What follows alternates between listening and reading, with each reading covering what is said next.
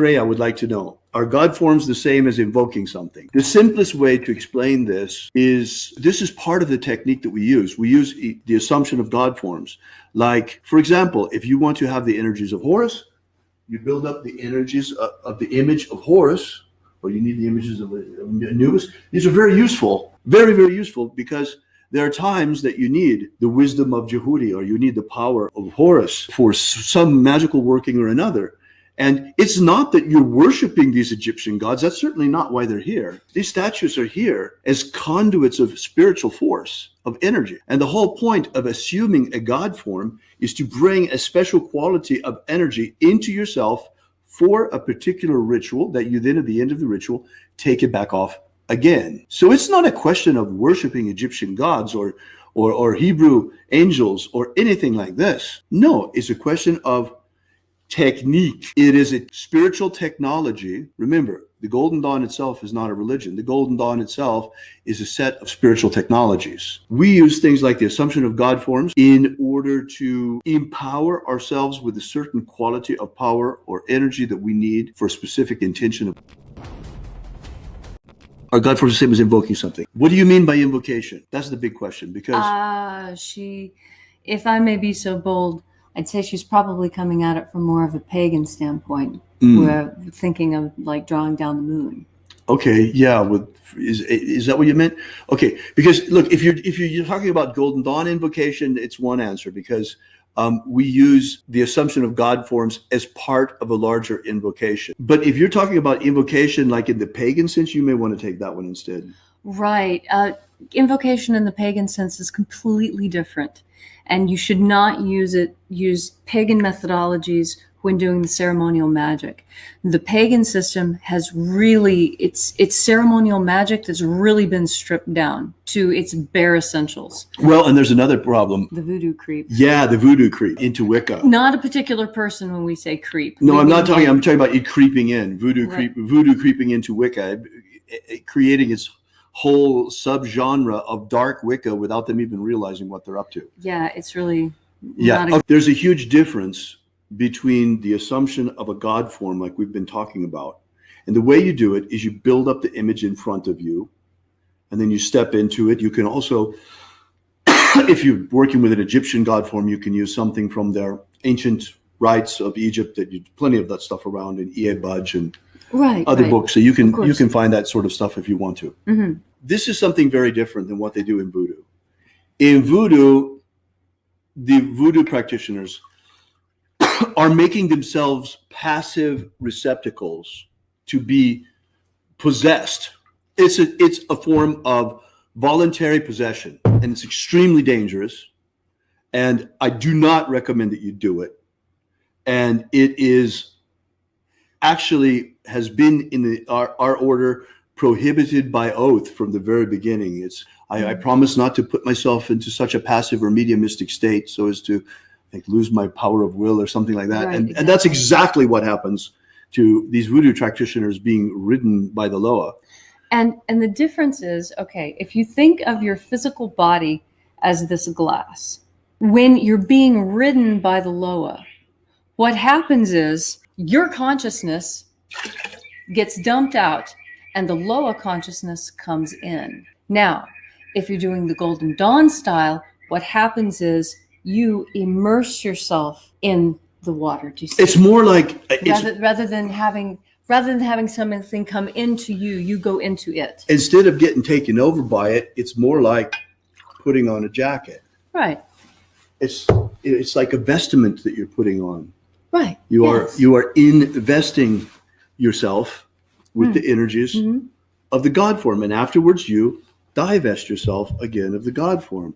And that's why doing it the voodoo way is so dangerous. And when you're in the Golden Dawn way, when you're assuming God forms, you as a magician are always in control. You are always present. Your ego is there. Your consciousness is there. You are always in control of the situation. You are the magician holding the right. Anything happens. Not the God you decide. Form moving you. No. That's not the way it's done. And unfortunately, because of this whole eclectic stuff that you find, all these books on Llewellyn and everything, and all of the nonsense about the black magicians talking a lot of smack about whatever. However it got there, you got voodoo creep in Wicca today. And that in the sense that there are so many covens out there that think drawing down the moon and this investment of the high priest and the priest and the priestess with the divine energies is something that should be like being ridden by the Loa. No, that's not what it is. That's a complete misunderstanding. And I know where it came from. It came from Aleister Crowley. That son of a bee. Again, there you go. I just struck me. It must come from him. That's how I got to Wicca. Because unfortunately, Gerald Gardner, he borrowed a lot of Golden Dawn magic for Wicca, but unfortunately, he didn't get a pure transmission. Right. He got it through Crowley, and Crowley was completely deviant. Doreen Valiente did her best to scrub the Crowley shit stain off of Wicca, and she has done quite a good job of it. So there's not as much of it as there used to be, which is nice. Yeah. So anyway, you don't want to do that. Forget about, you don't want anything to do with voodoo. You don't want anything to do with any sort of Wiccan coven that thinks that drawing down the moon is like being like a voodoo ritual being ridden by the Loa. You want nothing to do with that. These are black magical practices that are extremely dangerous and have absolutely no business in Wicca either. Right, because how many times have you heard of somebody needing to get depossessed? You know, they go to an exorcist because they can't get whatever they invited in out. Right. Just don't invite them in. That's the simple solution. Why do some magical systems assign different directions and god names to the elements? All right. The reason why they do that is based on language. Why do the French say 4, 6, 5 and we say 1, 2, 3, 4, 5? It's linguistically based, and it's also based on the energies of the area. For example, on the East Coast witches, especially ones in Virginia Beach, kind of have a hard time associating water with the West, seeing as how the Atlantic Ocean is to the east of them. And so many of the traditional practitioners there will move things around in order to put the magical system they're working in alignment with the natural world that they see, because they're doing natural magic, and those are the rules for natural magic.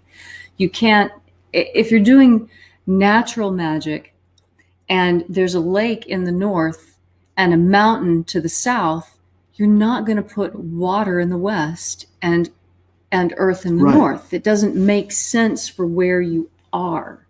Now, this is how Golden Dawn magic is different, because it's working with different, rather than working with the energies of mountains and rivers and streams and fields, you're working with planets and constellations and elements. And you see how that dislocates you from the physical three-dimensional natural world and puts you at a different level of magical manipulation of natural forces. Exactly.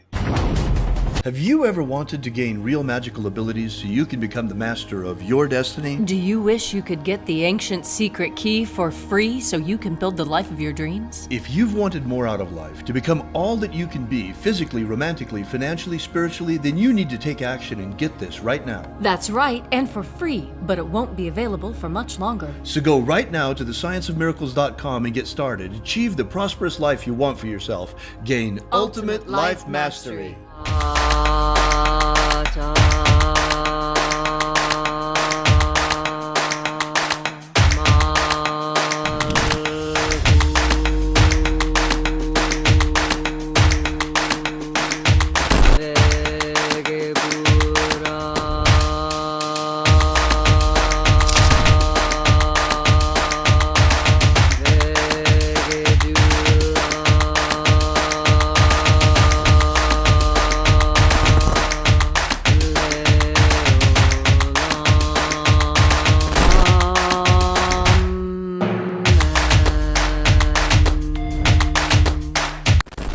Are you familiar with the Rosencrantz with what's his name? He's popular in the States. He's the president or the from the Golden Dawn. What's his name? Oh. David Griffin. David Griffin. Have David Griffin.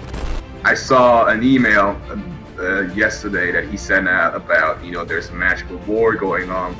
Demons of the infernal realm. There is really a magical work going on.